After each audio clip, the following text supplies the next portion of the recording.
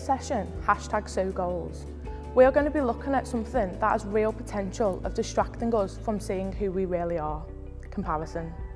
Comparison can affect a lot of people, including myself. When we look at magazines or Instagram feeds, it's always about who wore it better or whose hair looks the best.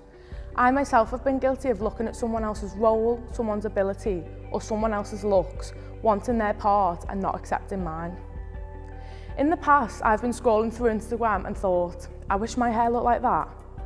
And then I've spent time thinking about it, worrying that my hair doesn't look like that, and therefore trying to change my hair so it looks the way it did on Instagram. Just like Theodore Roosevelt said, comparison is the thief of joy. Comparing ourselves to others robs the joy of what God has given to us, called to us, and created us to be. In Galatians 6, verse 4-5, it says, "Each person should judge his own actions and not compare himself to others. Then he can be proud for what he himself has done. Each person must be responsible for himself."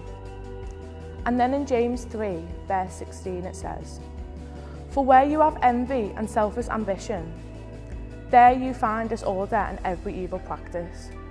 This just tells us that if we spend our time in comparison to other people, it will just lead to jealousy.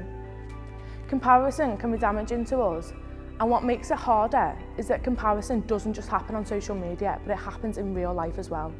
And I know myself, I can find it very hard to break away from the comparison trap of the 21st century and accept the gifts, talents and skills God has given to me. From accepting this, I now can look through Instagram and not feel the need to compare myself to other girls on Instagram and feel like I have to be like them. And so, are we going to carry on comparing ourselves, or do what it says in Galatians and be proud of who we are? Because there is much power and satisfaction and contentment in knowing that we have our own part to play and it makes us feel valued.